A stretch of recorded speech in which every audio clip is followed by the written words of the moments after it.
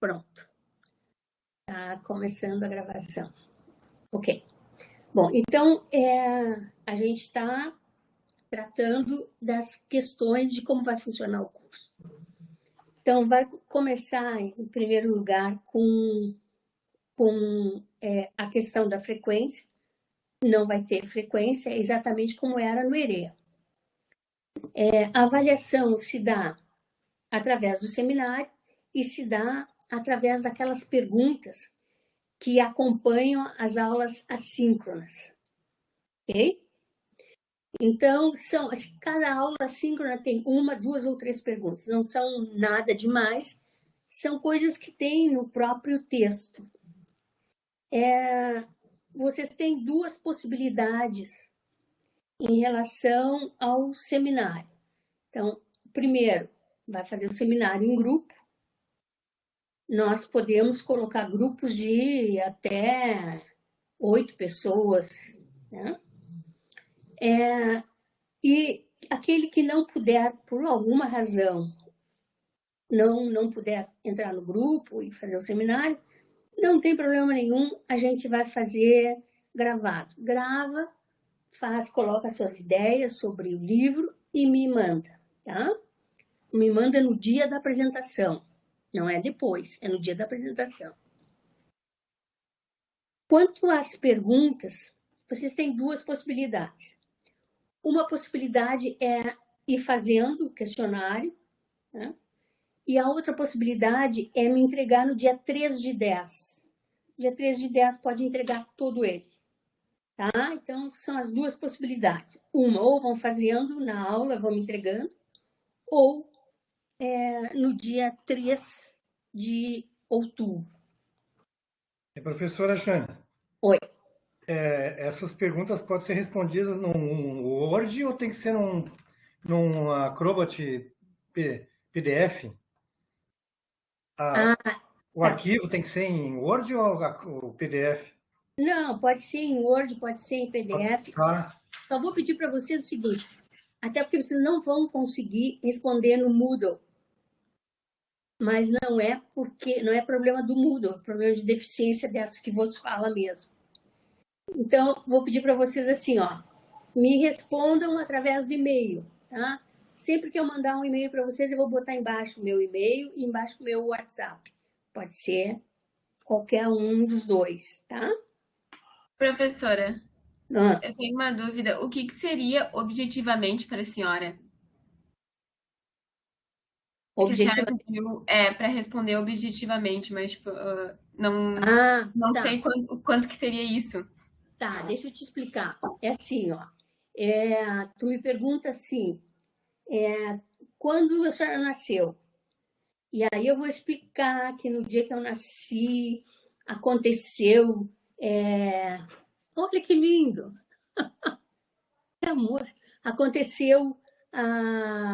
era o Dia Internacional das Comunicações, barará, barará. Ou eu posso te responder assim, ó, 5 de maio. Pronto. Tá? Então, a pergunta, talvez se eu usar a palavra mais enxuta, vocês consigam entender melhor. Eu acho que eu entendi, não ser prolixo, né? Ser mais...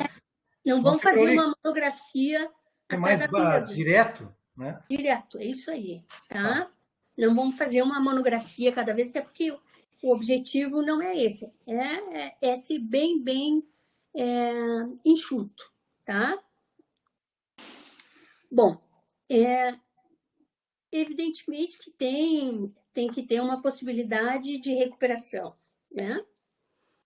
Então, o que eu pretendo fazer? Em primeiro lugar, que eu tenho que dizer para vocês o seguinte, eu não tenho nenhum interesse de reprovar aluno. Então, quero fazer com vocês o seguinte trato. Estou pensando em largar porque estou cheia de coisa. Antes de largar, tem que falar comigo, tá? Porque assim, vai ficando apertado, apertado, apertado, e as pessoas largam o curso. Antes de largar, conversa comigo. A gente sempre tem alternativa. Então, eu não tenho nenhum interesse em reprovar qualquer um de vocês. O meu interesse é, assim, o meu objetivo pessoal é que vocês possam se apaixonar pela literatura portuguesa. Acho meio difícil na literatura 2, mas acho que na 3 vocês vão se entregar. Então, a gente vai preparar vocês para receberem a 3. Então, esse é o meu objetivo. Meu objetivo é que vocês adorem literatura portuguesa, porque as coisas estão ficando tão difíceis na educação e tão difíceis em tudo que, normalmente, a literatura portuguesa começa a encolher, né? Ela já foi muito maior do que era antes. Então, se vocês gostarem da literatura portuguesa, meu objetivo tá cumprido. E a recuperação, vocês me entregaram, tá? Então, olhei, corrijo tudo de novo e vejo que, sei lá, que uma das pessoas não atingiu o mínimo no questionário. Então, eu só vou devolver para refazer o questionário. Essa é a recuperação. Tá bom? Até aqui todo mundo entendeu? Entendido. Entendido, professora. Tá. Eu coloquei como horário de vocês 16h30 a 17. Na verdade, não pode. Na verdade, é 16h30 a 18h30. Mas eu coloquei até às 19h, porque eventualmente a gente vai poder... Acontece alguma coisa, a gente pode ir um pouquinho mais além, tá? Mas o horário regular é 16h30 a 18h30. Esse horário das 16h30 não fui eu que escolhi, foi a Congrade. E a Congrade escolheu para não bater com as disciplinas que vocês fazem de manhã, né? Até porque não daria tempo, vocês estão no campus fazendo uma disciplina e vão para casa para assistir uma disciplina dentro do ERE, não dá, não tem como fazer isso. Bom, já pedi, mas vou pedir de novo, não se comuniquem comigo através do Moodle. Gente, assim, ó, o meu recurso em relação ao Moodle é muito limitado, tá? Então, não tem problema nenhum. Eu mandei, quando eu disse para vocês que a aula seria hoje, eu mandei, ali embaixo tem o meu WhatsApp e tem o meu e-mail, o e-mail URGS, é só para isso, tá? E quero dizer para vocês o seguinte, eu sou daquele tipo de pessoa que responde. Eu posso não responder exatamente no momento em que receber, posso estar numa reunião, enfim. Mas eu sempre respondo, então vocês jamais vão ficar, da minha parte, vocês jamais vão ficar sem resposta.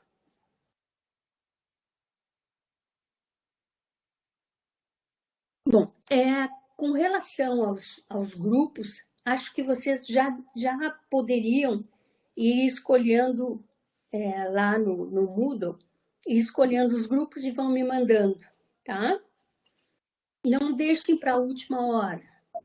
Prof. Oi.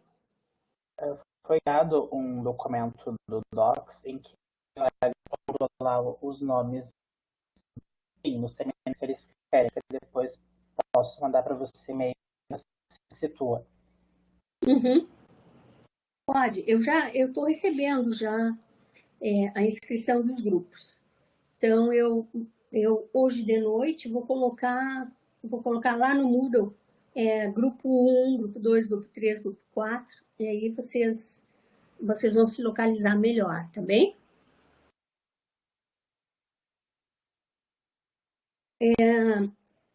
Eu acho que é isso. Agora é vocês. Vocês têm alguma pergunta para me fazer? Alguma Professora, coisa? Desculpe. Fala, Marcelino. A teoria da literatura portuguesa é 2, né? Ela é uma continuação lá depois dos Lusíadas, de Camões, da peregrinação. É uma continuação ou tem assim algo vai repetir alguma coisa, vai voltar a falar daquele assunto lá? Não repete. É um semestre que trata de um período bem rico na literatura. Tem algumas coisas que eu acho mais complicadas, que é uma questão de gosto, né? Eu gosto mais da literatura portuguesa 3. Mas, assim, eu prometo para vocês que eu vou fazer todo o esforço para transformar numa disciplina legal. Tá?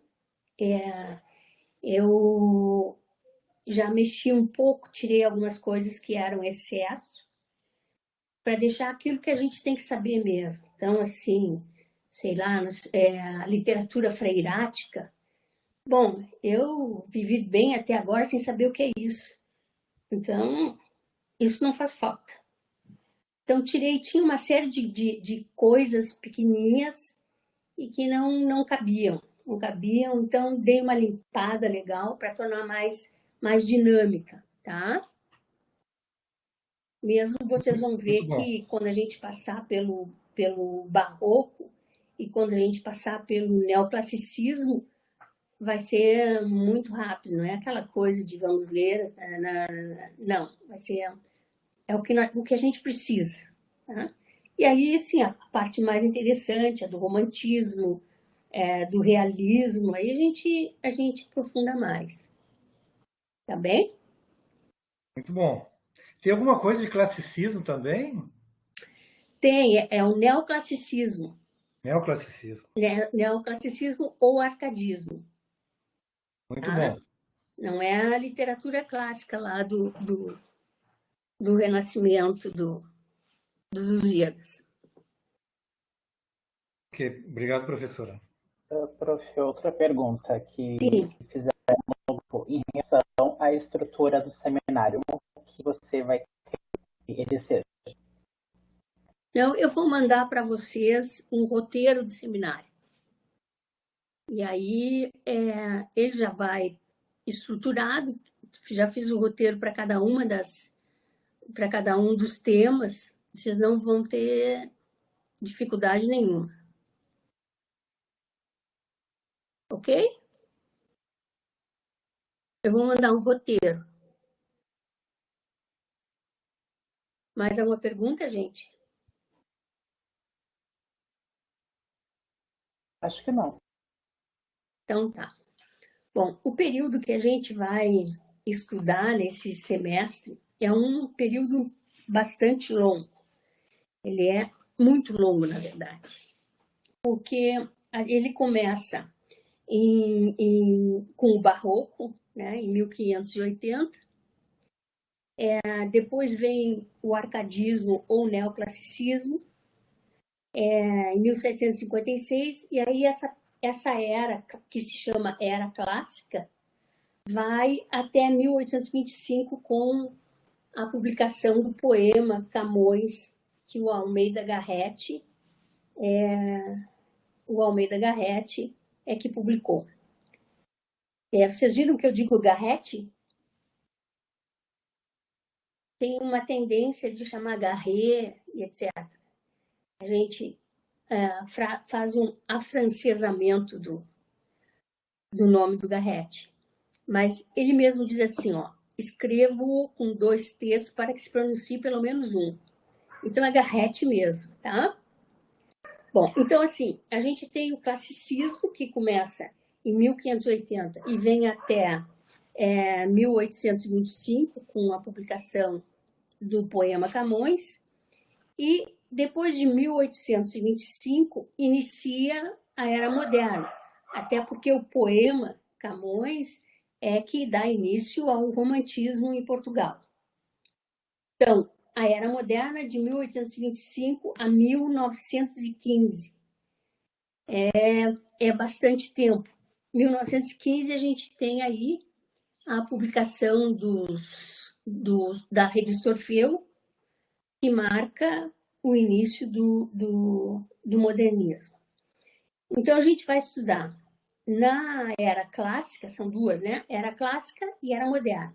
Na Era Clássica, a gente vai estudar o Barroco, e o maior representante do Barroco, não se tem dúvida sobre isso, é o padre Antônio Vieira. E depois a gente vai estudar o neoclassicismo. O neoclassicismo, ou parnasianismo, é aquela escola em que eles escolhem o nome de um pastor, né? Então, o poeta é um pastor e as imagens são imagens bucólicas. Isso a gente vai estudar. E aí a gente vai estudar o Bocage. E é muito Bocage é uma coisa interessante porque assim, ele faz poesia erótica, ele faz piada, ele faz, né? E em compensação na poesia clássica ele escolheu o nome de Hermano Saldino. E aí ele faz efetivamente uma poesia clássica, como se a personalidade dele não batesse uma coisa com a outra. Então, isso é da era clássica. Tá? Na era moderna, a gente vai começar, então, com o romantismo, e o romantismo tem 3 vertentes muito interessantes. Assim. Ele tem uma vertente ultra-romântica, ele tem uma vertente romântica, e ele tem uma vertente histórica. Né? É lá que nasce o romance histórico. E esse romance histórico do século XIX não é o romance histórico de hoje. Tá? E aí a gente vai aproveitar para ver a diferença do romance histórico deles com o romance histórico do Saramago. Né? São totalmente diferentes. Bom, ao romantismo segue, então, o realismo. E no realismo nós vamos estudar as obras efetivamente realistas do Eça de Queiroz. E ele tem 2 obras efetivamente realistas. É o Crime e é o Primo Basílio. O Crime do Padre Amaro e o Primo Basílio. Isso a gente vai entrar com mais cuidado.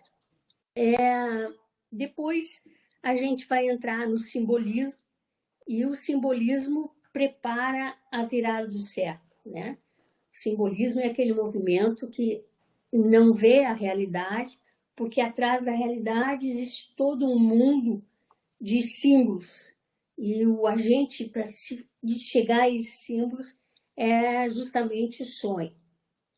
E quero dizer para vocês que Fernando Pessoa, toda a geração do Orfeu, foi também simbolista. Então é isso que a gente vai estudar, são, na verdade, 5 escolas literárias diferentes entre si, e elas têm uma importância muito grande porque elas preparam o século XX, e o século XX é o grande século que começa lá com Fernando Pessoa e que termina com Saramago. Né? É o apogeu até agora da literatura portuguesa. Ok? Alguma pergunta? Certo, professora. Bom, então... Eu ia dizer uma coisa aqui, 1915 é um período quase que recente, né? Um pouco mais de 100 anos que vamos chegar, né, a estudar, né? Que geralmente estava estudando lá a parte de 1500, 1300. Essa parte terminou. Agora nós vamos para a parte intermediária. Bem recente, né?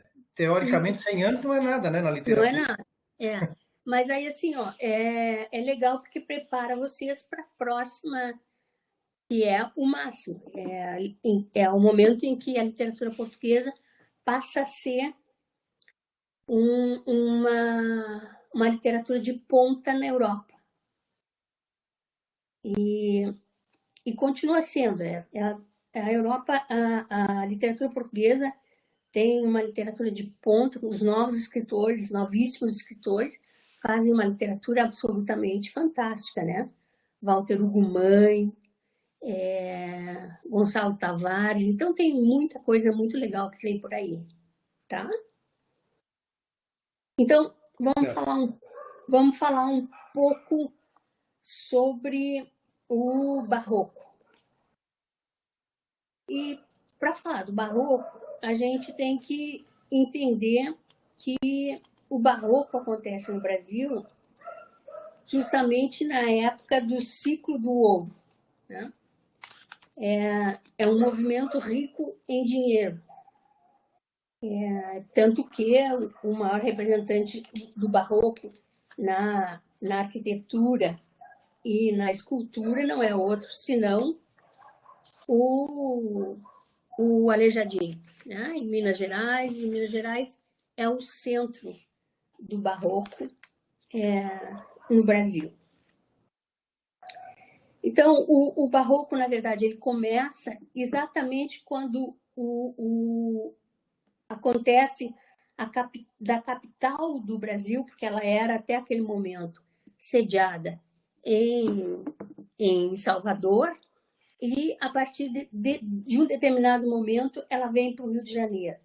Isso modifica o país, as pessoas vão mais para o Rio de Janeiro e aumenta, evidentemente, o poder econômico, né? E com o poder econômico e o ciclo do ouro, e era muito ouro, termina enfatizando esse outro contexto literário. Então, assim, a gente tem como grande nome no Brasil, na verdade, a gente tem o Aleijadinho. Mas, em se tratando de características do barroco, ele é muito interessante. E, de fato, é o Antônio Vieira o grande nome. Então, se a gente parar para pensar assim, que ele tem uma linguagem dramática, e vocês vão pensando nas características no Antônio Vieira. Ele tem uma linguagem dramática, ele tem um racionalismo que interfere no exagero e rebuscamento, ele usa figuras de linguagem, ele mexe ao mesmo tempo com o religioso e com o profano, joga com contrastes e ele, sobretudo, ele lida com o cultismo e o conceptismo. O cultismo diz respeito à forma, que é essa forma rebuscada. Quando chega ao auge dessa forma rebuscada, a gente vai ter o rococó. E, ao mesmo tempo, ele também se apropria dos conceitos e usa esses conceitos como ele quer usar. Então, o Antônio Vieira era filho de Cristóvão Vieira, que tinha 4 filhos, e um desses, então, era o Antônio Vieira, que foi o que nasceu primeiro.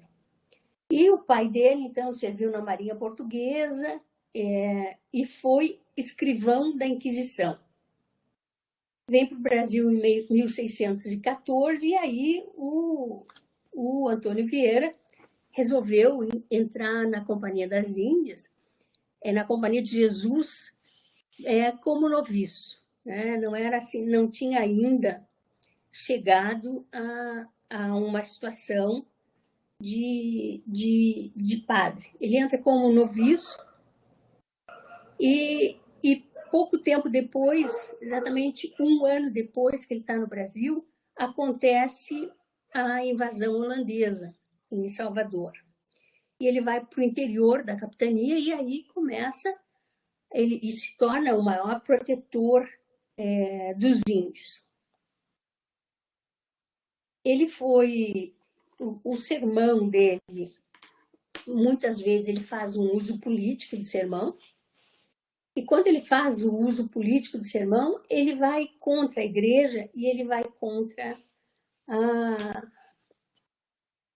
a nobreza, e mais especialmente contra o rei. E como isso acontece, em um determinado momento, ele escreve esse sermão que a gente vai ver, que é o Sermão dos Bons Anos, e ele pegou muito pesado no Sermão dos Bons Anos. A Inquisição já estava de olho nele. E aí ele pega muito pesado no Sermão dos Bons Anos, e isso faz com que ele seja perseguido pela Inquisição. Bom, o que é pegar muito pesado? ele, na verdade, ele se declara um sebastianista. Vocês vejam que assim, é o cúmulo da heresia, né? As pessoas esperando Cristo e o Antônio Vieira esperando o Dom Sebastião. Então, assim, ele prega o Quinto Império, e o Quinto Império é um Quinto Império espiritual, ligado ao sebastianismo, e isso incomoda muito a Inquisição, e a Inquisição vem à procura dele. Ele chega a ser perdoado pelo Papa uma vez, e então assim, ele se livra da Inquisição, mas a Inquisição, toda a vida dele, teve o olho em cima do Antônio Vieira. Então, vamos lá. Deixa eu abrir aqui. Parece contraditório, né, professora? Porque ele era um padre e contra a igreja. Mas era a personalidade dele, né? Essa é a personalidade dele. E assim, ó, ele tem uma habilidade, porque no sermão dele, toda a vida ele traz Cristo, ele traz Cristo, ele traz Cristo, mas ele dá um jeito de colocar que o Dom Sebastião vem aí. E aí isso é uma grande heresia. O que Cristo não resolveu, o Dom Sebastião vai resolver. Então, é uma grande heresia. Eu vou aumentar a tela. Bom, então assim, quando é que esse sermão foi escrito? Ele foi escrito na Restauração e Independência de Portugal. A independência de Portugal, ela é a independência. Vocês lembram o seguinte: 1578 morreu em Portugal o rei Dom Sebastião. Ele não morreu em Portugal, ele morreu em Alcácer Quibir, no Marrocos. E com isso abriu em Portugal a disputa pelo trono. O rei Dom Sebastião foi rei muito cedo, e aos 12 anos ele vai lutar na Batalha de Alcácer Quibir. Ele morre, mas nunca é encontrado o corpo dele. E se não tivesse morrido, também nunca voltou.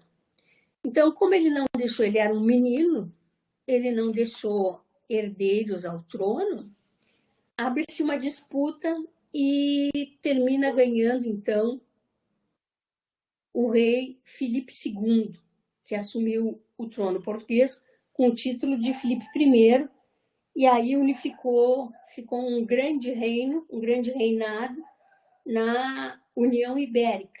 E isso durou muito tempo, durou 40 anos, é muito tempo.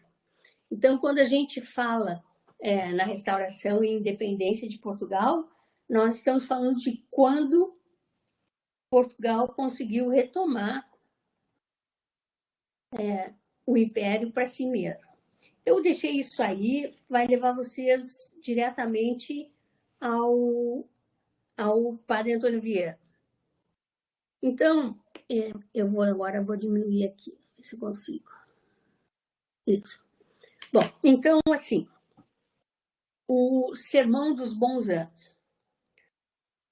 O Sermão dos Bons Anos, ele começa dizendo o seguinte: não tem jeito presente. Não tem jeito presente, porque ele vê a arma por todos os lados, ele vê sangue por todos os lados.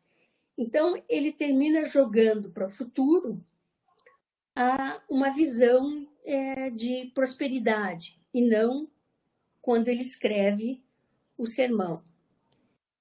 E ele já alerta no sermão, porque ele tem muita consciência do que ele faz. Ele já alerta no sermão e ele tem uma maneira, uma visão muito própria.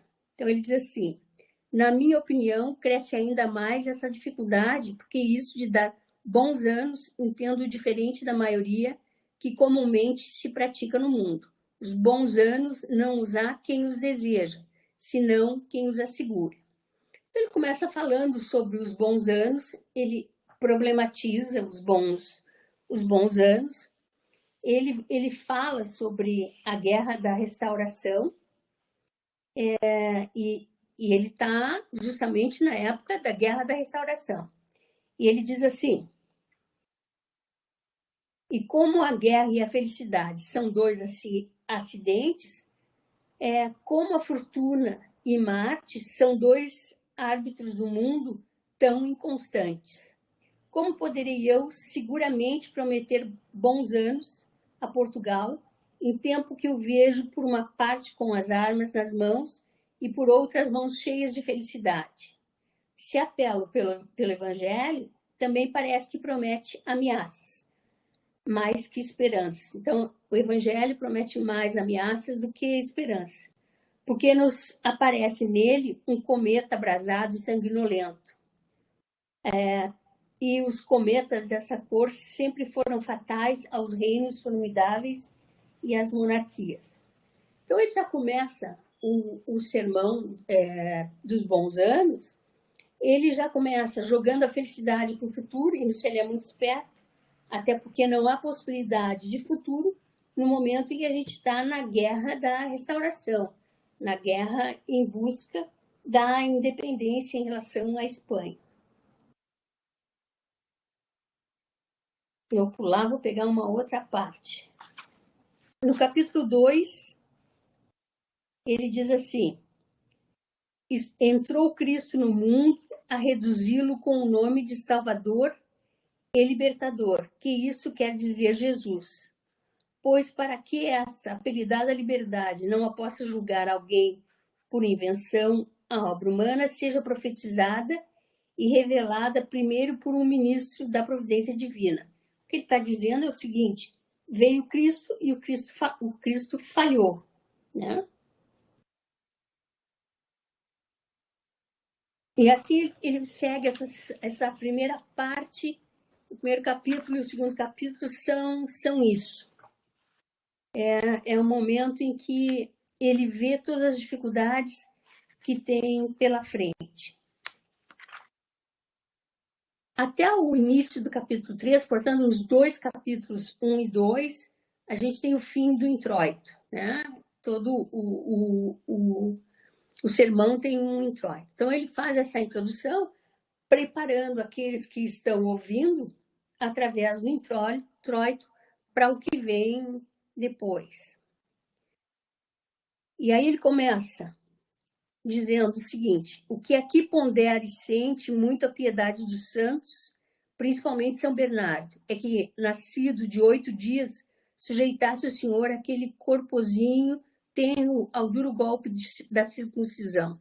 Tão depressa, aos 8 dias já derramando sangue, dessa pressa se espantam os doutores, mas eu não me espanto senão deste vagar. Que venha Cristo a remir o que se espere de dias, e que espere horas, e que espere instantes.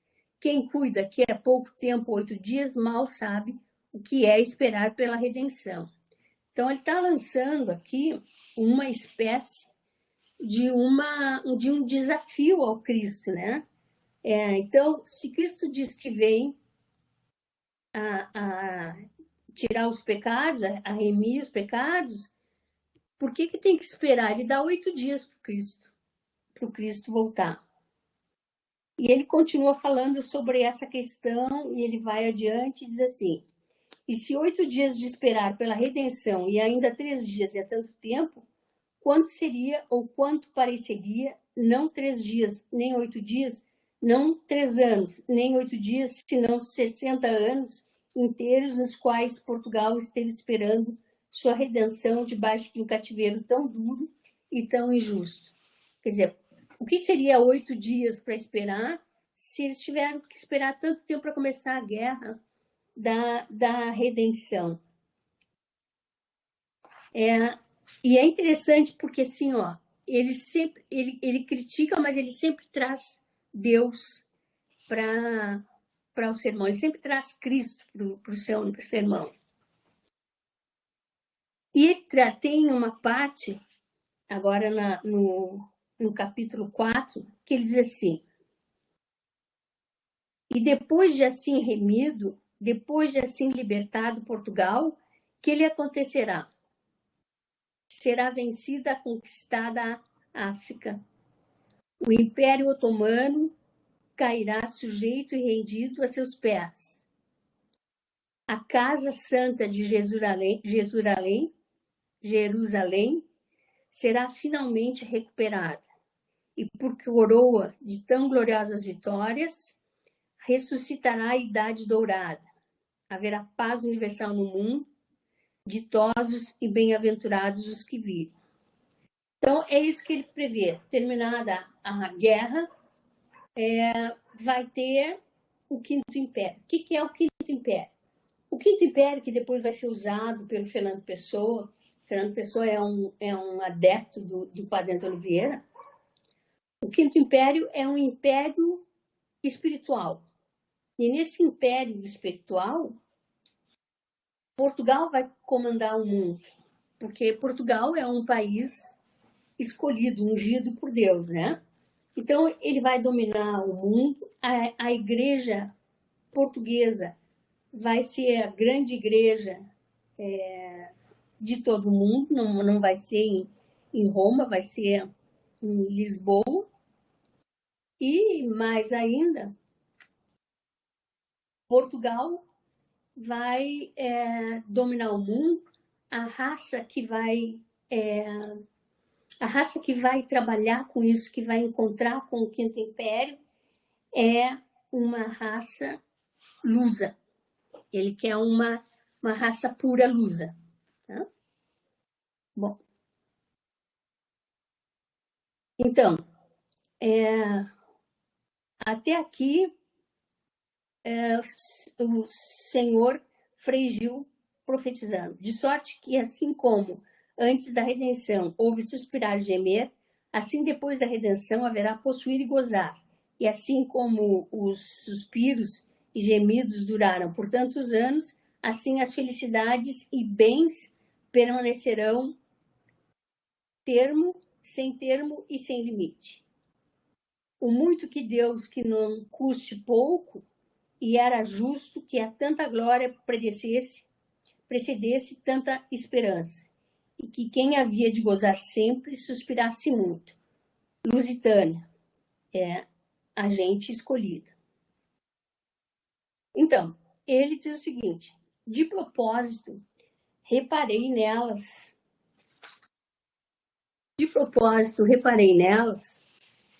para refutar com suas próprias armas alguma relíquia que dizem que ainda há daquela seita ou desesperação, dos que esperavam por el rei Dom Sebastião de gloriosa e lamentável memória. Diz a profecia que seria remido Portugal, não esperadamente por um rei não esperado. Segue-o logo, evidentemente, prometido, havia de ser um rei não esperado. Isso é Dom Sebastião. Né? Assim que os mesmos sequazes dessa opinião, com o seu esperar, destruíram sua esperança, porque quanto faziam mais esperado, tanto confirmavam mais que não era ele o prometido, podendo-se aplicar propriamente aquelas palavras que São Paulo disse a Abraão,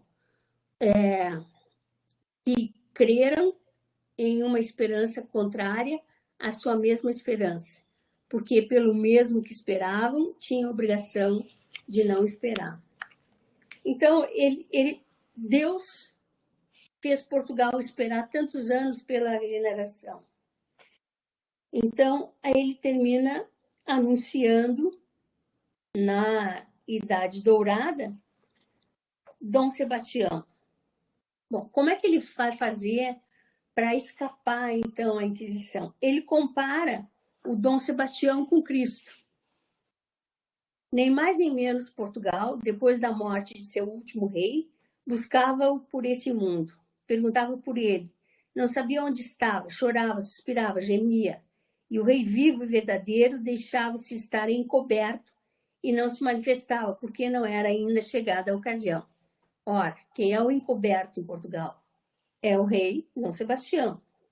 Porém, tanto que o reino animoso sobre suas forças se deliberou a dizer resolutamente: eu o levantarei e sustentarei com meus braços.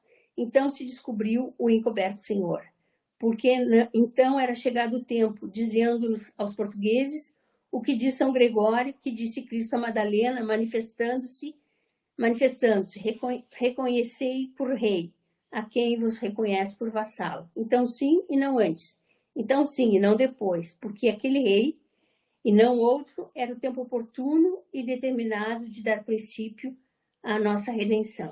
Bom, vocês imaginem o que isso significa, o reflexo disso, isso é em Pernambuco, o reflexo disso é em Portugal, né?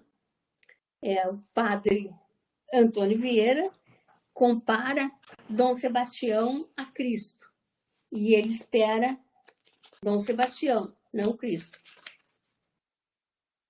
Então, esse capítulo também segue nessa mesma batida.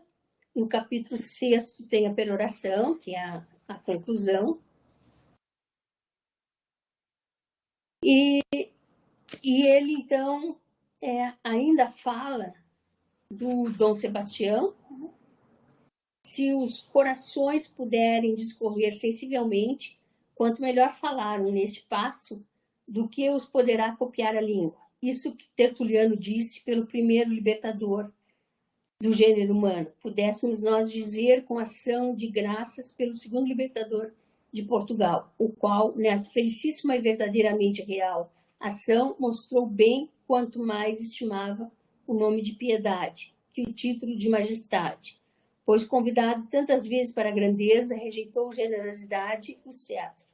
E agora, chamado parte o remédio, aceitou animosamente a coroa. Rei, não por ambição de reinar, senão por compaixão de libertar. Rei verdadeiramente imitador do Rei dos Reis, que sobre todos os títulos de sua grandeza estimou o nome de libertador e salvador. E aí ele está referindo a Jesus. Então, ele compara Jesus com Dom Sebastião. Esse sermão, ele é extremamente sebastianista e, portanto, ele acredita no Quinto Império. E ele diz no final, sobre o Quinto Império: grande anônimo, valentes soldados, grande confiança, valorosos, portugueses que, assim como venceste felizmente esses inimigos, assim haveis de vencer todos os demais. Que, como são vitórias dadas por Deus, este pouco sangue que derramaste em fé de seu poderoso braço é prognóstico caríssimo de muito que haveis que derramar vencedores. Não digo sangue dos católicos, que esperam em Deus que se hão de desapaixonar muito cedo nossos competidores e que, em vosso valor e em seu desengano, hão de estudar a verdade de nossa justiça. Mas sangue de hereges na Europa, sangue de mouros na África, sangue de gentios na Ásia e na América, vencendo e sujeitando todas as partes do mundo. Esse é o Quinto Império, né? É sujeitar todo mundo a um só império, para todas, em uma coroa, se meterem gloriosamente debaixo dos pés do sucessor de São Pedro. Assim o contam as profecias, assim o prometem as esperanças, assim o confirmam estes felizes princípios, que a divina bondade se sirva de prosperar até os fins felicíssimos que desejamos, que são os com que rematam o sermão, nesse dia de São Bernardo, cujas palavras tantas vezes têm sido profecias a Portugal. Bom, e aí ele escreve mais um parágrafo e termina o sermão. Então, este sermão, ele é o mais, eu diria para vocês, não é o melhor, né? Ele é o mais claro em relação àquilo que pretende o padre Antônio Vieira, e evidentemente que foi julgado por isso. Então, a gente tem no século XVII Contra-Reforma, Renascimento e a Guerra de Restauração em Portugal. Então, esse momento é um momento bem complicado, existe o conflito entre o corpo e a alma. Eles cuidam da questão da passagem do tempo. O cultismo e o conceptismo é que informam essa literatura e tornam uma literatura muito mais rebuscada. As figuras de linguagem são extremamente usadas. Então, o sermão nessa época, e essas características aparecem no sermão, e ele brinca, inclusive, com o conceptismo, porque ele fala num conceito e, ao mesmo tempo, ele remete a Sebastião e se protege remetendo também a Cristo. Bom, o sermão nessa época era o meio mais adequado para se fazer, para se transmitir cultura, mas ele também foi muito, muito adequado para transmitir a política, né? E o próprio Vieira, ele não fez outra coisa senão fazer um laboratório do sermão, do púlpito, para um laboratório para a sua própria posição política. Então, o sermão era considerado um meio privilegiado de transmissão cultural. Os jesuítas não só consideram a pregação para o uso da transmissão e a defesa da fé, mas como um verdadeiro laboratório para o exercício da arte retórica, fazendo despontar o poder da palavra. E o sermão tem como característica persuadir os seus ouvintes. E o fato dele tentar persuadir aqueles que estão assistindo, ele se transforma num poderoso instrumento político. E o padre Antônio Vieira soube usar como ninguém este instrumento político e esse poder de persuasão. Então, para o Vieira, a função do pregador é semear a palavra de Deus, de tal modo que possa persuadir o ouvinte com o seu entendimento, acreditando que vai iluminar através da graça divina. No entanto, ele tem ainda uma outra parte encoberta no seu sermão, que vai ser lido nas entrelinhas, que é justamente o sebastianismo. E o sebastianismo era perseguido pela Inquisição porque contrariava a igreja. Bom, o pregador sacro não é só um orador, ele é um apóstolo e ainda um profeta. Então, nesse sermão, ali no início, quando ele não promete a felicidade para hoje, mas para um tempo vindouro, ele está se colocando também como um profeta. E o modelo de oratória sacra, ele compreende uma unidade indissolúvel, né, entre a teologia, a religião, a retórica, o modo como ele vai escrever, o modo como ele vai falar, e também a política. Mas só o padre Antônio Vieira chegou a essa qualidade de sermão que reúne a religião, a retórica e a política. A grande premissa do Antônio Vieira é que era a seguinte: o verbo de Deus se fez carne. Isso para ele é o centro e o ponto de encontro para tudo, né? O eterno e o temporal, o absoluto e o contingente entre o divino e o humano. O verbo de Deus se fez carne. Ora, se o verbo de Deus, se a palavra de Deus se fez carne, a palavra dele, Antônio Vieira, também vai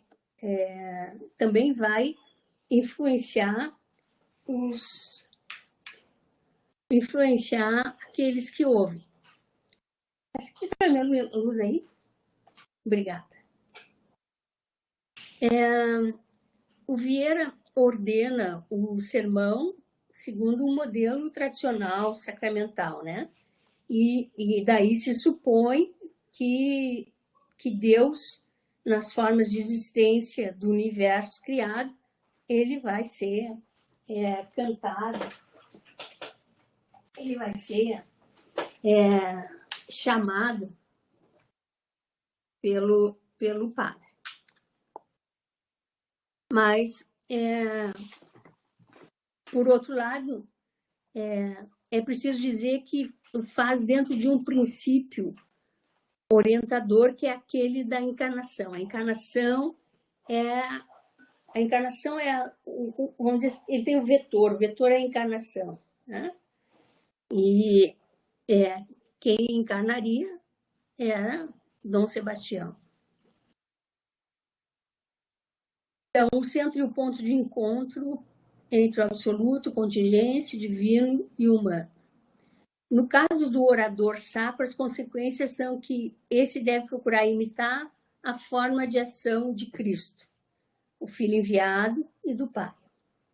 O Vieira escreveu cerca de 200 sermões em estilo conceptista, isso é, ele procura um conceito e ele trabalha esse conceito até ele mesmo ficar satisfeito, mas ele trabalha esse conceito durante muito tempo no próprio sermão. Então, ele privilegia a retórica e o encadeamento lógico de ideias e de conceitos. Estão formalmente divididos em 3 partes: introito ou exórdio, a apresentação e a introdução do assunto, o desenvolvimento ou argumento, defesa de uma ideia com base na argumentação, e a peroração, que é a conclusão. Essa divisão, essa subdivisão, ela não é só do sermão do Antônio Vieira, mas diz respeito a todo o sermão, né? Todo o sermão é dividido em 3 partes: introito, desenvolvimento, peroração.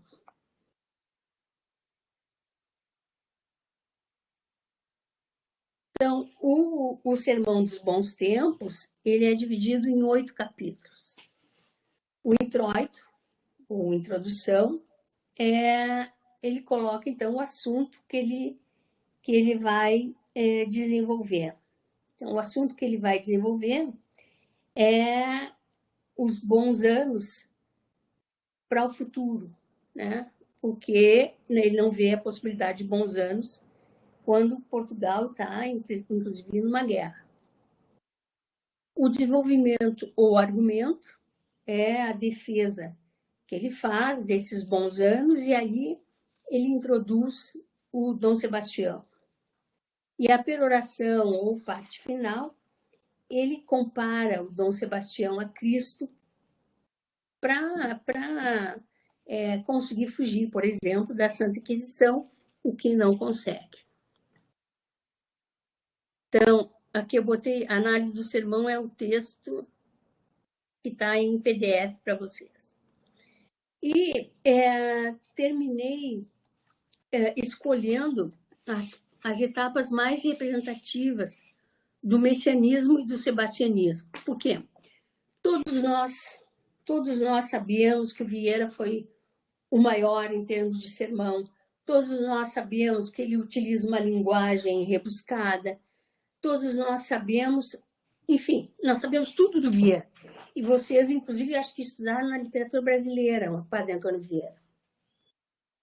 Então, eu escolhi essas etapas representativas do messianismo e do sebastianismo, porque esse é o diferencial do Antônio Vieira que nos interessa para o século que a gente vai estudar, tá? Então, ele diz assim, vamos ver se o Romano está aqui. Assim como Madalena, cega de amor, chorava às portas da sepultura de Cristo, assim Portugal, sempre amante dos seus reis, insistia ao sepulcro de El Rei Dom Sebastião, chorando e suspirando por ele. E assim como Madalena, ao mesmo tempo, tinha Cristo presente vivo e o via com seus olhos, ele falava e não o conhecia, porque estava encoberto e disfarçado. Assim, Portugal tinha presente e vivo é o Rei, nosso Senhor, e o via e lhe falava e não conhecia. Então, assim, o Dom Sebastião vai para a África, vai lutar em Alcácer Quibir e morre. E tinha um sapateiro que se chamava Bandarra. E o Bandarra, enquanto fazia lá os seus sapatos, ele ficou muito popular porque ele fazia trovas. E nas trovas dele começou a aparecer o Dom Sebastião. Então, o grande responsável pelo sebastianismo é um sapateiro, o Bandarra. Então, toda a história de Portugal, ela tem altos, e a gente vai chamar a altura de regeneração, e baixos, que é a decadência. E é muito comum aparecer nos momentos, porque a história deles é toda assim, né? É muito comum aparecer na história portuguesa o período de decadência. E sempre que aparece o período de decadência, Portugal clama, Portugal chama por Dom Sebastião.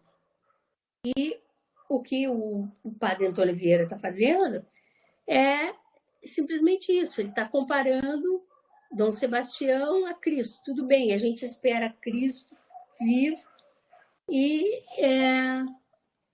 a gente com seus ouvia e lhe falava e não o conhecia. E isso acontece também com o Dom Sebastião, né? O encoberto é Dom Sebastião e o Dom Sebastião vai viver numa ilha, segundo o sebastianismo, o Dom Sebastião vai viver numa ilha que não se sabe qual é, e ele vai voltar.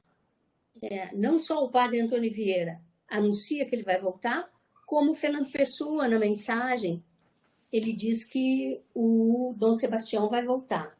Então, quando termina lá a mensagem, assim, é a própria decadência, sem lei, sem rei, sem absolutamente nada, Portugal. E aí ele diz que o rei vai sair da névoa. E aí ele diz, é a hora. Então ele anuncia a chegada do Dom Sebastião. Então a ideia é essa, ele tá escondido numa ilha e esperando o momento de voltar. E o sebastianismo é a espera deste momento de voltar. E ele vai sair da névoa. Esse mito do sebastianismo é uma coisa tão forte, tão forte, tão forte, que ainda há em Portugal quem acredite que Dom Sebastião vai voltar.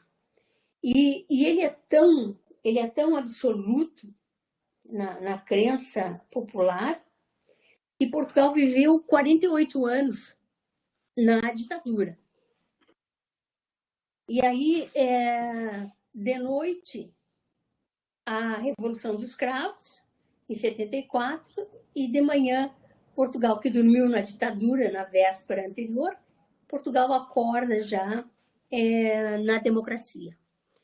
E a Revolução dos Cravos, como foi chamada, porque as pessoas deram para os soldados um cravo, a Revolução dos Cravos ela foi uma revolução sem participação popular. O que significa? Não houve participação do povo.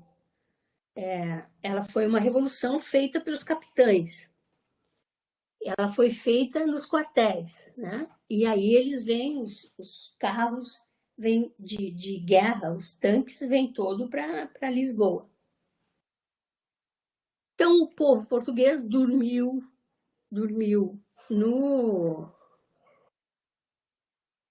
sob o regime salazarista e acordou com a democracia. Isso fez com que houvesse a necessidade dos tanques irem nas zonas rurais e anunciarem que agora a gente tem democracia. Porque não tinha rádio no interior de Portugal. As pessoas não sabiam que tinha acontecido a Revolução dos Cravos e que tinha sido deposto o governo lá, o salazarismo tinha sido deposto em Lisboa. Então, os tanques vão para o interior para dizer a eles, olha, gente, agora é democracia. Mas para eles, o que significa? Eles levantavam todos, no salazarismo, eles levantavam todos os dias e iam cuidar da terra. E o que vai acontecer na democracia? Eles vão levantar todos os dias e vão cuidar da terra.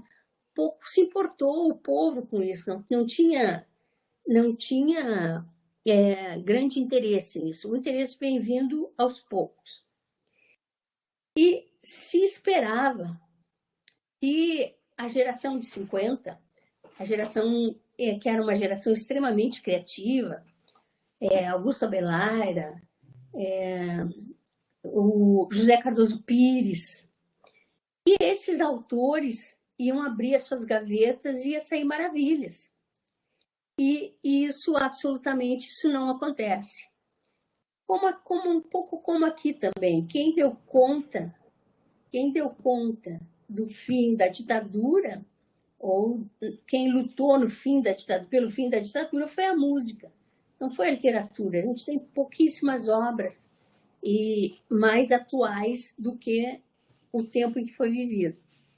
E em Portugal, essa geração de 50, que é a geração do neorrealismo, do segundo neorrealismo, não apresentou nada, não apresentou absolutamente nada sobre a necessidade ou sobre crítica ao salazarismo. Aos 48 anos, entrou uma geração nova. E essa geração nova, do Lobo Antunes, essa geração nova que entra, é ela que vai repensar a história de Portugal.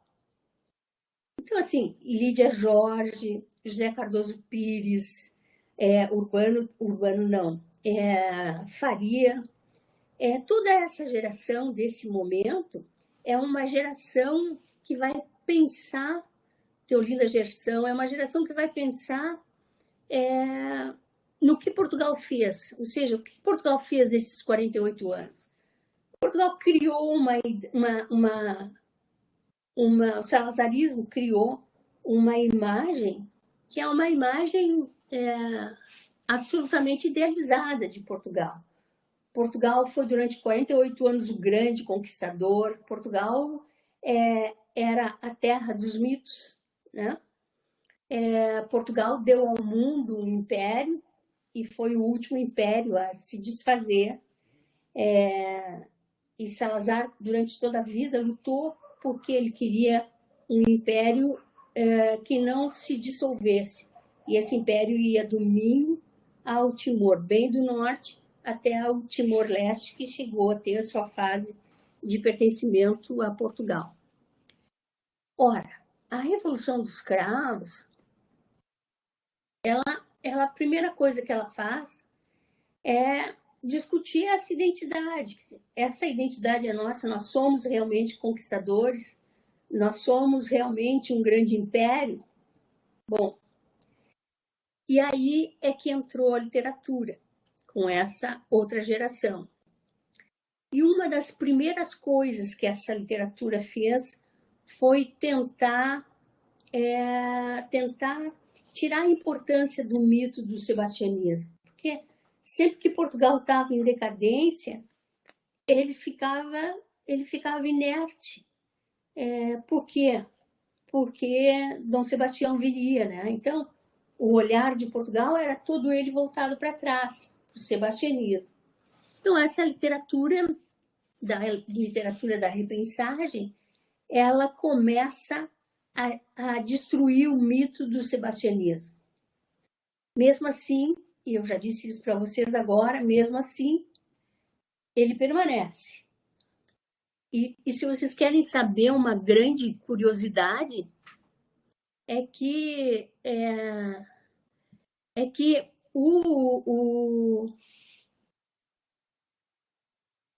no Brasil tem uma ilha que pertence ao Maranhão. É uma ilha pequena e essa ilha ela é habitada por albinos. Vocês sabem que os albinos não podem tomar sol, né? Eles são muito claros, eles são excessivamente claros e tem horas claras, então eles não podem tomar sol. Com isso, eles vivem à noite mais intensamente do que de dia. A noite não traz sofrimento para eles. Mas é uma ilha arenosa e ao amanhecer, como é uma ilha, tem o vento, aquele vento de praia, né? E então, ao amanhecer, ele forma o vento sopra na areia de duna, né? E faz aquele nevoeiro. Então, no Brasil, ainda existe um povo, uma população de uma ilha que está aguardando Dom Sebastião. E a literatura portuguesa, então, termina trabalhando para desmanchar o mito do Sebastião. Mas o próprio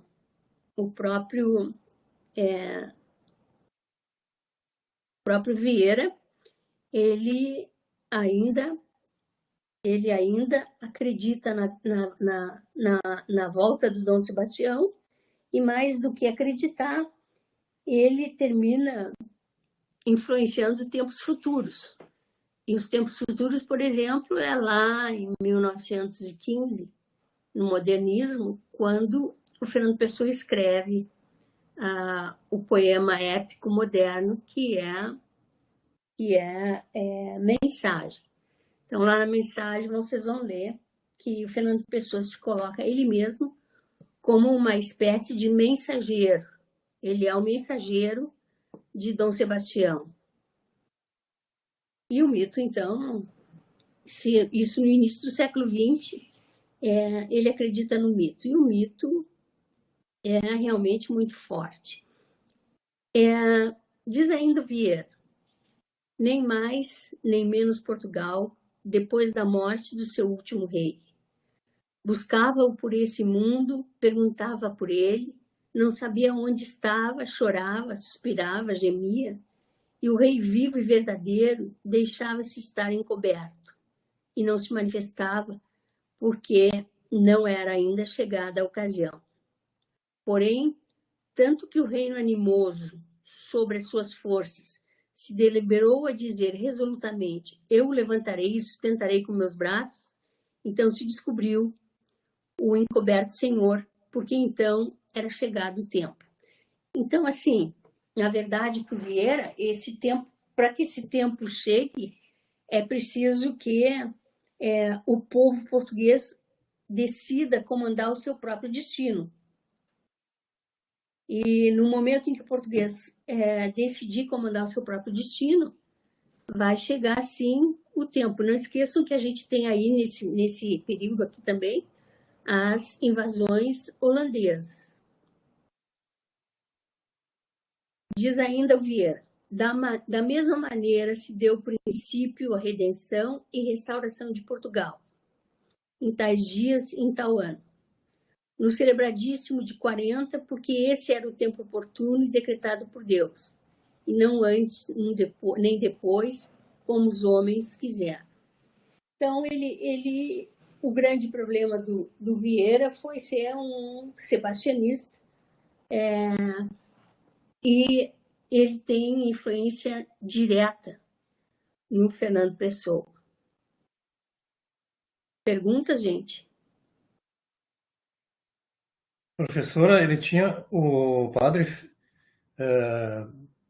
Vieira, ele tinha uma certa, digamos assim, como é que eu vou dizer o termo? Ele adorava o sebastianismo, o rei Sebastião lá, né? Isso. Uma idolatria, digamos, uma idolatria. Isso, né? Isso. Mas assim, em paralelo, ele tinha alguma coisa com a igreja funcionando normal, para manter, assim, uma certa, digamos assim, contato com a igreja, né? Paradoxa, assim, em paralelo, né? Para não a Inquisição acabar com ele, né? De É, fazer. ele depois com esse sermão, a igreja passou a perseguir mesmo, né? O padre. Mas aí teve um momento em que ele teve o perdão do Papa, ele foi pedir o perdão do Papa, né? Mas a Inquisição perseguiu até o fim. Ele morreu velho, doente, por incrível que pareça, ele perdeu a voz, ele ficou mudo. Mas era também porque ele não concordava em certas doutrinas da igreja, né? Algumas coisas ele não. Isso. É. Mas vê bem, ele pregar que vem um Dom Sebastião é muito mais do que não concordar com a doutrina da igreja, né? É dizer assim, olha, o Cristo, tudo bem, o Cristo é Dom Sebastião, né? Então, e aí tu imagina isso, como é que funciona para a igreja da época, né? Ah, sim. É. A gente está saindo da Idade Média. A igreja estava perdendo todo o seu poder. A gente está no Renascimento. A igreja não tinha mais o poder que tinha na Idade Média. Mas, de uma certa forma, a igreja conservava o seu poder sempre porque esteve sempre unida ao rei, né? Então, não tinha mais aquela força que tinha na Idade Média, mas se conservava unida. Era quase que um poder só. Mas agora o poder maior está na mão do rei. E no momento em que ele declara que Dom Sebastião vem vindo e vai trazer os bons anos, não tinha como a Inquisição não correr atrás dele, ainda que ele compare com Cristo, etc. Ele, toda a vida ele fala em alguma coisa que seja alguma coisa profana, mas ele dá uma puxada no Cristo para dar um caráter religioso, né? Mas ele fundamentalmente não achava que Cristo ia salvar o Império Português. Ele achava que realmente era o Dom Sebastião. E aí, e vê que ele vem com uma coisa, o que isso é complicado? Ele vem com uma ideia ocultista. Não existe ocultismo religioso, né? Todo o ocultismo, ele é pagão. E ele acredita que Deus vai, que o Dom Sebastião vai sair da névoa e que o Dom Sebastião vai transformar Portugal na Idade de Ouro, né? no Quinto Império. Esse ouro não é material, o Quinto Império não é material, ele é ocultista. Então ele tinha todos os problemas possíveis em relação à religião. Foi até alguma coisa de sorte o Papa ter perdoado. Gerou um baita de um conflito, né? Porque contrariar a igreja na época é mais do que um herege, né? Mais do que um herege. É mais do que um filho do diabo. Imagina, contrariar a igreja na época era tudo que não podia ser feito, né? E a igreja ela ainda estava muito forte porque estava ligada ao rei, estava ligada ao monarca. Mais perguntas?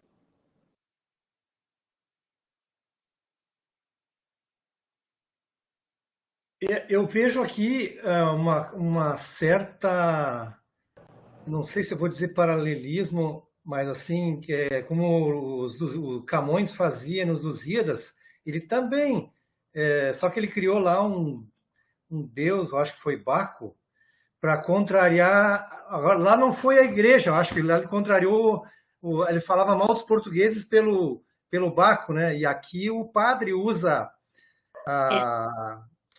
o sermão, né, para dar umas alfinetadas no povo português também. o que... Eu acho assim, não sei se é um paralelismo isso, mas... Não, pode ser, pode ser. Vê bem, o que fazia o Camões? E Camões enalteceu os portugueses e tal, mas a parte mais importante dos Lusíadas não é a viagem do Vasco da Gama. A parte mais legal é a lírica que tem lá dentro. E a lírica, o que é? É a presença dos deuses profanos, né? Mas o Camões foi mais esperto do que o padre Antônio Vieira, porque lá vocês vão encontrar, lá nos Lusíadas, tem um determinado verso que diz assim, que essa história é só para escrever, os deuses pagãos servem só para escrever a história, são literatura, ele diz. Então, bom, ele já se desculpou, né? Ele não está dizendo que existe, ele disse que isso é invenção da literatura. Lá não foi ele que estava dizendo que era. Ele criou um personagem, e aqui o padre já dá direto, né? O sermão. Então ele soube fazer a epopeia, falando dos deuses pagãos, mas esses deuses pagãos, eles são um recurso literário, ele diz isso. E pronto, está resolvido. Aí, professora, dá para ver que tudo sempre tem uma crítica contra a igreja, né? Lá nos Camões, lá nos Lusíadas, o Camões, e aqui também no sermão do Padre Vieira, né? Sempre tem uma crítica contra a igreja. E vem até agora, né? Vamos pegar... Até hoje. Vamos pegar lá o Memorial do Convento do Saramago, né? A construção do convento de Mafra. A pergunta que leva à construção do convento ele é um prédio imenso, imenso, imenso. Tu caminha 10 quadras para trás para tentar tirar uma fotografia, uma panorâmica, e tu não consegue. Tem que ir muito mais longe, porque é uma coisa imensa. A gente fica uma formiga perto dele. Então, a grande pergunta é assim, e a grande denúncia é assim, quantas pessoas morreram, né, carregando aquelas pedras para construir o convento? Quantas pessoas morreram, quantos inocentes morreram para satisfazer um desejo do rei? Né? Então, ele tá criticando não só o poder do rei, mas entra também aí a questão da igreja. Se vocês pegarem Levantado do Chão, que passa as gerações do João Mau Tempo, vocês vão ver que também a igreja está lá envolvida. E o resultado disso, porque essa é uma crença do Saramago, né? E o resultado disso é que Saramago, quando publicou o Evangelho segundo Jesus Cristo, e o Evangelho segundo Jesus Cristo é um pecado só, né? Vai do começo ao fim, é um grande pecado. O Evangelho segundo Jesus Cristo, o que ele mostra? Ele mostra que Deus é um sujeito tão prepotente e tem uma sede de poder tão grande que, para manter o seu poder, ele não hesita, absolutamente, ele não hesita em levar o seu filho para a morte. É isso aí o Evangelho segundo Jesus Cristo. E a igreja, em pleno século XX, reagiu. E a igreja, junto com o governo, não deixou que ele ganhasse, proibiu que ele ganhasse, junto com o Ministério da Cultura, proibiu que ele ganhasse um prêmio literário, né? Então a igreja ainda está lá, não tem, ela ainda é muito forte, não tão forte quanto antes, mas ainda se faz presente. Ela ainda se faz presente, né?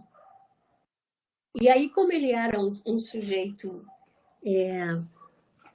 ele era um sujeito que criava o seu próprio mito, o que ele fez? Então eu vou me exilar. Aí ele vai para uma mansão na Ilha das Canárias, que ele já vinha construindo há muito tempo. E aí, pronto, ele está no exílio. Mas não pensa duas vezes na hora de voltar a Portugal. É que o próprio Fernando Pessoa foi assim também. O Fernando Pessoa também é um mitificador de si próprio. Muito interessante. Mas o poder da igreja está sempre sendo colocado. Bem colocado. Mais alguém?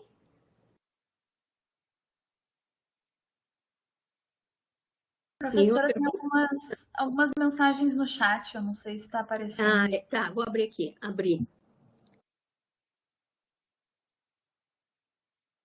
Eu acho que a primeira pergunta é da Tamires. É, Tamires? Isso, Não tem pergunta, né? Não. Então, lá, Tamires. Mesmo que sejam fenômenos historicamente distantes, é possível estabelecer um paralelo entre o mito do sebastianismo e o aparente messianismo que vemos atualmente em alguns grupos da sociedade brasileira, a saber, a crença em figuras salvadoras que vão pôr fim nos graves problemas enfrentados pelo país. Mais ou menos isso, tanto que ele próprio é chamado de o mito, né? As pessoas acham que ele vai efetivamente salvar o país. E isso dentro de princípios religiosos, né? E esses princípios religiosos são ditados pelo Evangelho. É possível fazer, e é uma relação, Tamires, muito interessante. Muito interessante, sim. E, na verdade, o que se espera? Se espera um Salvador. E lá o sebastianismo chegou e morreu, né? E aqui o Salvador já chegou. É só dar uma chance para ele. Se fosse, né? Achei curiosa a estrutura do sermão, com o que sabemos hoje sobre as tipologias textuais.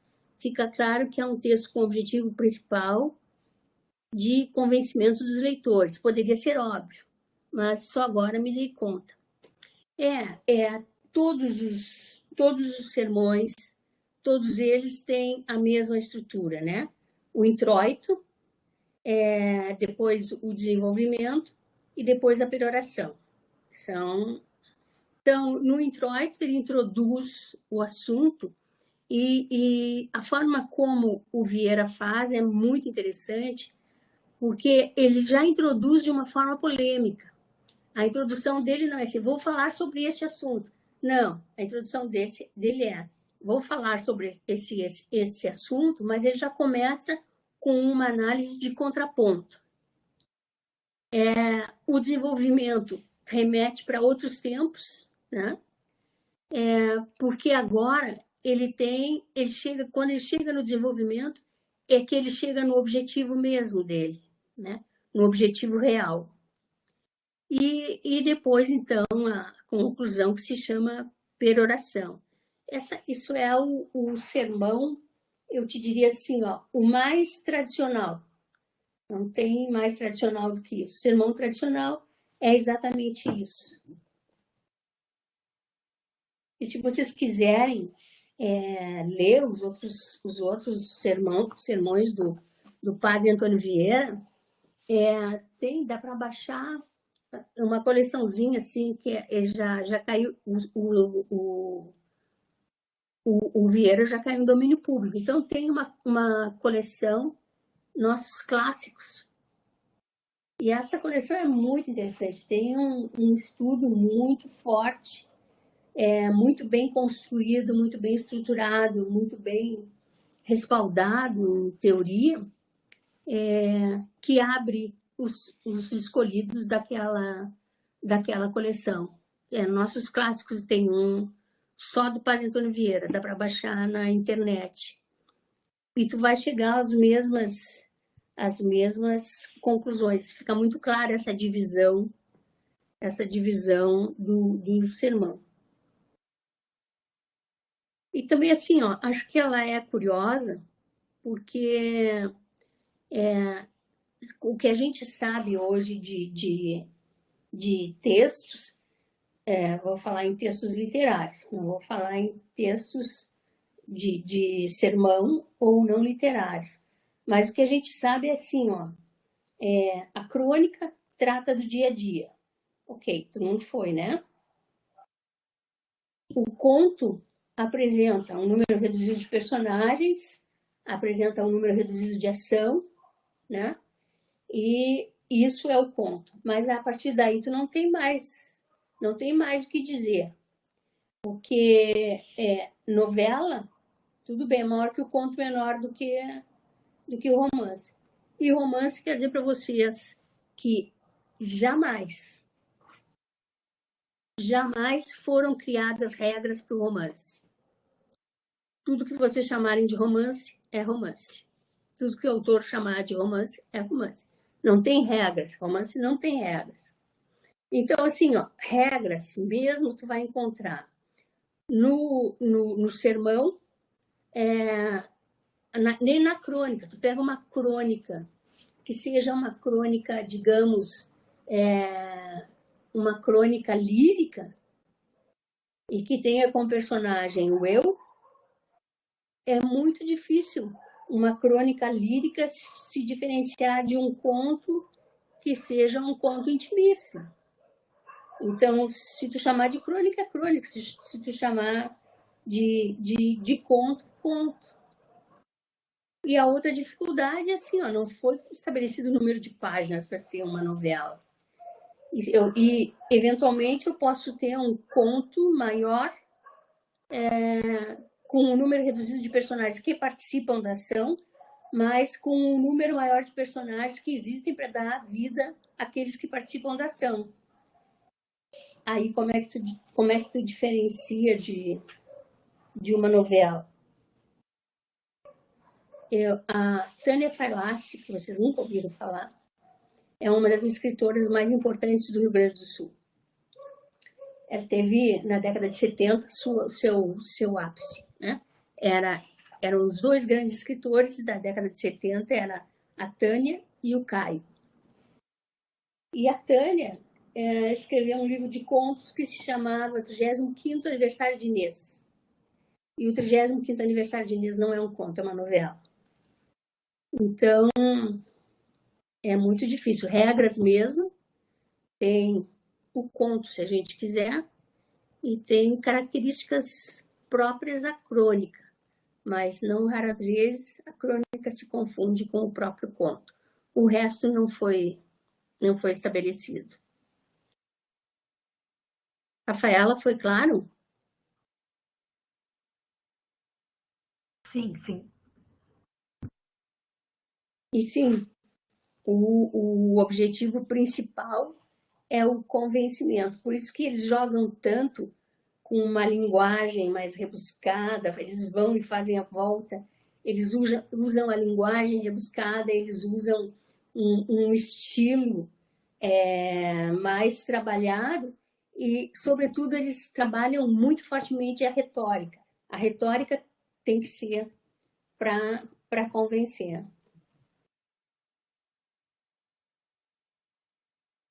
É isso, gente? Isso, Marcelino, persuasão. É isso aí. Exatamente. Ninguém mais tem pergunta? Tá, então eu vou pedir a vocês assim, ó, que durante a semana vocês escolham os seus grupos e me passem por e-mail, tá? Na semana que vem, deixa eu ver se tem aqui. A semana que vem, a gente tem uma...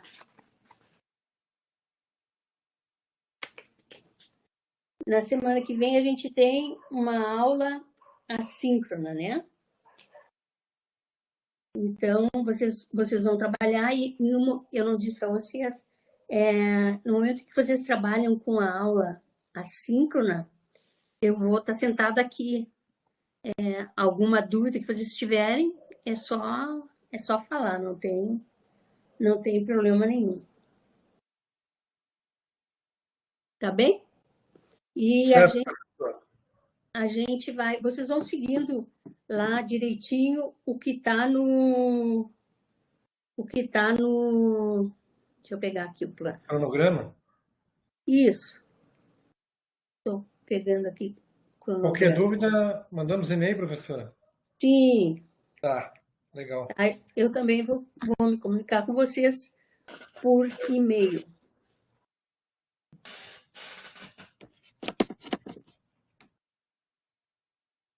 Já estou vendo se eu consigo abrir aqui. Não, não vou conseguir abrir. Deu, consegui. Então, assim, na semana que vem vocês têm assíncrono, que é o do Antônio Vieira, né? E tem o questionário, certo? Tá. Certo. Aí essa aula aqui já foi. Aí na outra tem o seminário. Eu vou esperar que vocês se decidam. Teria essa semana, mais a outra semana, mais 3 semanas para preparar um seminário. Se não tiver esse seminário, eu vou trabalhar o teatro do judeu. E aí depois vem outra síncrona. Professora, Okay? só uma coisa, o seminário seria, digamos assim, uma discussão em aula ou só vai ser... O seminário é um trabalho em grupo. Um trabalho em grupo. E a gente discute. PPT, um PowerPoint, uma coisa assim. Se quiser, pode ser, tá? Então, aí o grupo apresenta o trabalho e a gente discute. Sim. Tá? Bom, é isso bom. aí. Legal. Eu vou mandar para vocês. Leva 24 horas para ser liberado o vídeo. Então, depois da manhã eu vou mandar para vocês o vídeo. Mando para vocês também o roteiro dos trabalhos, tá? E aí vamos adiante. Então, mais uma vez, quero agradecer muito pela compreensão de vocês, pela ajuda que vocês me deram, deixando que as aulas começassem só hoje. Eu acho que isso foi muito importante para a minha recuperação. Tá bom, gente? Muito obrigada. Uma boa semana para vocês. Um beijo. Ótima recuperação, professora. Obrigada.